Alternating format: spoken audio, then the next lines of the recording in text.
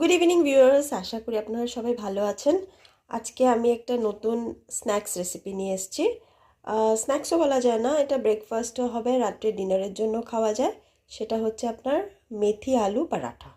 তো মেথি আলু পরাঠার জন্য লাগছে হচ্ছে মেথি শাক। এই যে আমি মেথি শাকগুলো এভাবে বেছে নিয়েছি, বেছে আমি ধুয়ে রেখেছি। এখানে লাগছে 4টা মতো আমি আলু বয়েল করে নিয়েছি, এটাকে আমি গ্রেট করব। এখানে লাগছে ধনেপাতা, ধনেপাতা আমি মোটামুটি 1 মুঠি মতো আমি কুচিয়ে রেখেছি। এখানে লাগছে একটা পেঁয়াজ কুচিয়ে রেখেছি।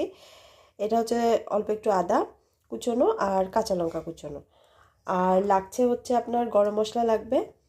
আর লাগছে আপনার একটা ভাজা মশলা লাগছে। আর আপনার লাগছে আমচুর পাউডার। আর আটা তো লাগবেই, সেটা আমি দেখাচ্ছি কি করে বানাই। আসুন চলুন বানাই। আসুন আগে আটাটা নিয়ে নিচ্ছি। এখানে চলে যাচ্ছে 1 কাপ, 2 কাপ, 3 কাপ মতো আটা নিয়ে নিলাম। আর চলে যাচ্ছে বড় 1 চামচের বেসন, চলে যাচ্ছে স্বাদ মতো নুন, সামান্য চিনি আর অল্প একটু হলুদ, একটু কালারটার জন্য, একটু শুকনো লঙ্কার গুঁড়ো, যাচ্ছে আধা চামচের মতো গরম মশলার গুঁড়ো, সামান্য একটু কালো জিরে।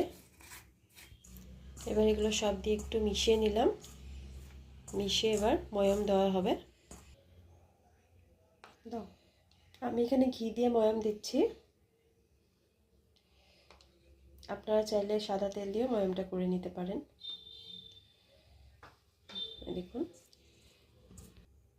দেখুন ময়ামের সাথে মোটামুটি মিশে গেছে আটাটা।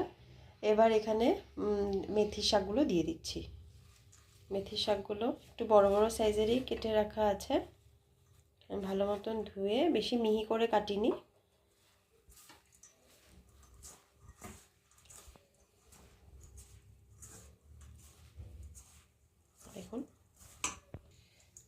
দেখুন এবার এখানে অল্প অল্প জল দিয়ে ডোটা বানিয়ে নেব। খুব একটা বেশি চট করে জলটা দিলে প্রবলেম হয়ে যাবে, কারণ যেহেতু শাকটাতেও একটা ময়েস্ট থাকে, তার জন্য অল্প অল্প করে জল ঢেলে মেখে নিতে হবে। দেখুন ডোটা পুরো রেডি হয়ে গেছে। দেখুন বেশ সফট হয়েছে। এখন সামান্য একটু হাতে তেল নিয়ে একটু দিয়ে দিলাম, তেল বা ঘি যেটাই হোক একটু দিয়ে দিলাম। একটু বেশ সফট হলো ডোটা। এবার এটা আমি সাইড করে রেখে দেব। এবার চলুন আলুগুলোকে স্ম্যাশ করব। 4টে আলু বয়েল আমি করে রেখেছিলাম আগেই, গ্রেট করে নিচ্ছি। আপনারা চাইলে স্ম্যাশও করতে পারেন, গ্রেট করলে লাম্পসটাও থাকে না, ভালো মতন হয়। দেখুন আলুগুলো গ্রেট হয়ে গেছে। এর মধ্যে দিয়ে দিয়েছি স্বাদ মতো নুন,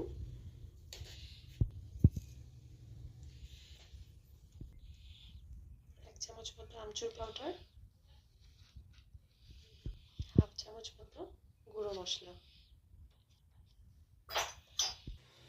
এই ভাজা মশলাতে আপনার গোটা জিরে, গোটা ধনে, গোটা মরি আর আপনার আছে গোটা গোলমরিচ, এগুলো সব ভেজে শুকনো খোলায় ভেজে এটা আপনার আমি মিক্সিতে দিয়ে রেখেছি।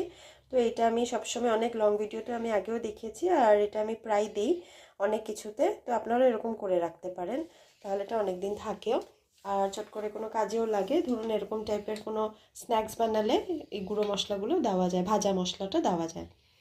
এর মধ্যে এবার চলে যাচ্ছে কাঁচা লঙ্কা, ধনেপাতা, গ্রেটেড আপনার কি ছিল, আদা আর পেঁয়াজ, এগুলো সব একসাথে এই আলুতে চলে যাবে। এই দেখুন আলু মাখাটা আমার পুরো রেডি। তারপরে দেখি চলুন কি করছি। এই যে আদাটা আমি রেস্টে রেখেছিলাম, এখন একটু সময় আরেকবার একটু মেখে নিই, কারণ আপনার শাকের থেকেও একটু জল ছাড়ে, তো একটু হলে ময়েস্টটা বেশি হয়ে যায়। তো একটু একটু মেখে নিলে। দেখুন আমি আটাগুলো এখন একটা একটা করে নিয়ে এবার পুর ভরে দেব, আলুর পুরটা। এভাবে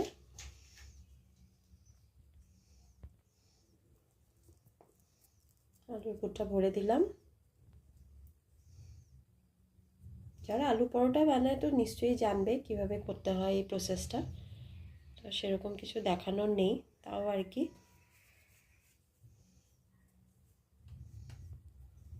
এই দেখুন আমি বেলে নিচ্ছি। খুবই আস্তে আস্তে বেলতে হবে সফটলি, যাতে আলু পুরটা বেরিয়ে না যায়।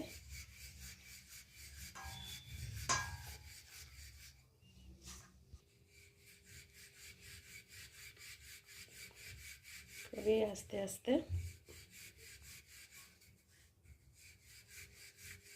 খুব একটা পাতলা হবে না।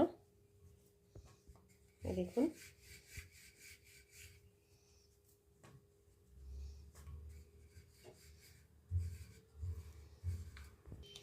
এদিকে আমি তাওয়াও বসিয়ে দিয়েছি, আর এদিকে আমার একটা বেলা হয়ে গেছে, এটা আমি দিয়ে দিচ্ছি তাওয়ায়। এবার আমি একে একে সবকটা এইভাবে পুর বানিয়ে বেলে নিব। দেখুন একটা সাইড হয়ে গেছে, একটা সাইড। বেশ মেথির পাতাগুলো বেশ ভেসে উঠেছে, কালারটা সবুজ সবুজ, ভালো লাগছে দেখতে। এদিকে আমার সেকেন্ড পরোটাটাও বেলা হচ্ছে, এটাও হয়ে যাবে এখনই।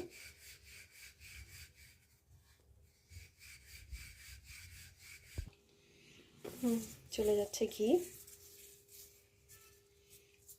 আপনারা চাইলে এটা সাদা তেল দিয়েও ভেজে নিতে পারেন।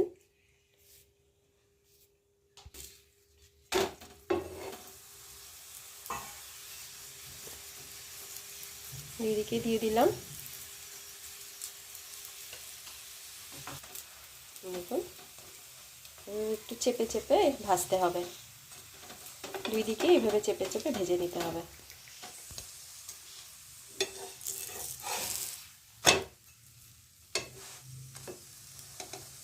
অনেকে আলু স্টাফিংটা দেয় না, কেউ মেথি পরাঠা এমনিই বানায়, তো আপনারা এইভাবে একবার বানিয়ে দেখবেন, ভেতরে আলু পুরটা দিয়ে। একটা অন্যরকম টেস্টও হয়, আর বাচ্চারাও খেয়ে ভালো পায়। দেখুন এভাবে চেপে চেপে দিলে ভাজাটা ভালো মতন হয়।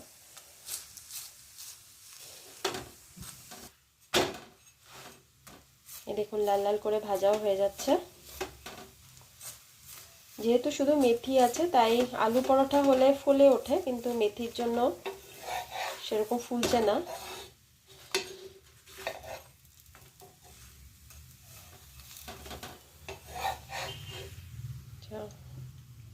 এই দেখুন একটা ভাজা হয়ে গেছে, আরেকটাও দিয়ে দিলাম।